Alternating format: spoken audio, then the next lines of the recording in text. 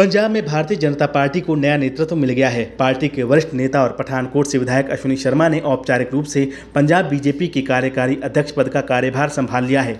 चंडीगढ़ स्थित पार्टी कार्यालय में आयोजित एक भव्य कार्यक्रम के दौरान उन्होंने ये जिम्मेदारी संभाली।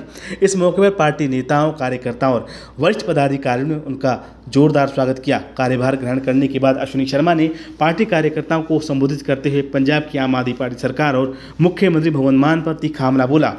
उन्होंने कहा कि पंजाब अब बदलाव चाहता है और ये बदलाव एक निकम्मे मुख्यमंत्री से मुक्ति पाकर ही संभव है।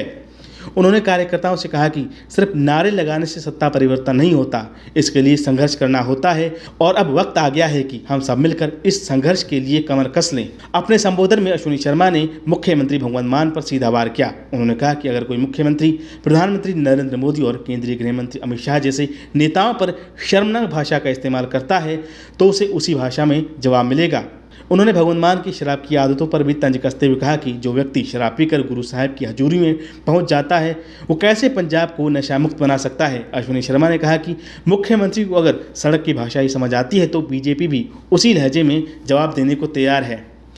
कार्यक्रम में उपस्थित कार्यकर्ताओं से उन्होंने अपील की कि ये पार्टी का अनुशासन ना छोड़ें। उन्होंने ये भी दोहराया कि बीजेपी किसी से डरती नहीं है और आने वाले वक्त में राज्य में बड़ा बदलाव लाने की दिशा में पार्टी पूरी तरह से सक्रिय होगी। इस मौके पर बीजेपी के कई दिग्गज नेता मौजूद थे। इनमें प्रदेश अध्यक्ष सुनील जाखड़, केंद्रीय मंत्री रमनीत सिंह बिट्टू, पूर्व मुख्यमंत्री कैप्टन अमरिंदर सिंह की पत्नी और पूर्व सांसद महारानी परनीत कौर, राज्यसभा सांसद सतनाम सिंह संधू, पूर्व मंत्री मनोरंजन कालिया और चंडीगढ़ बीजेपी अध्यक्ष समेत कई वरिष्ठ नेता शामिल थे। सभी ने अश्विनी शर्मा को बधाई दी और उनके नेतृत्व में पार्टी को मजबूती देने का भरोसा जताया।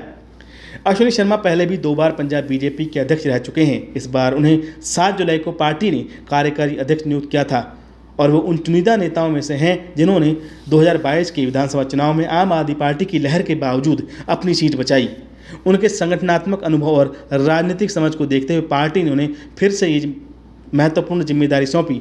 पार्टी को उम्मीद है कि अश्विनी शर्मा के नेतृत्व में पंजाब में बीजेपी को नई मजबूती मिलेगी और पार्टी 2027 के विधानसभा चुनाव में सशक्त भूमिका निभा सकेगी।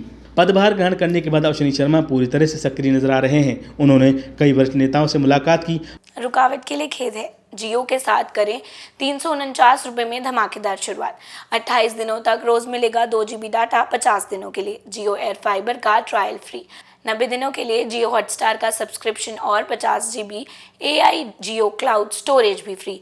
जल्दी करें, डिस्क्रिप्शन में दिए गए लिंक पर क्लिक करें और पाएं ये धमाकेदार शुरुआत।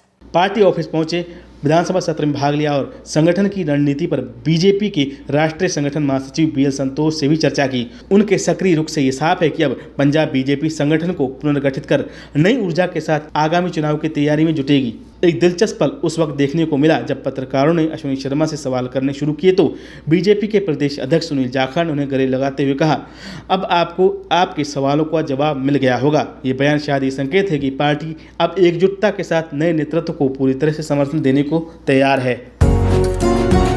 डॉक्टर ऑर्थो, अब दर्द भी घुटने टेकेगा।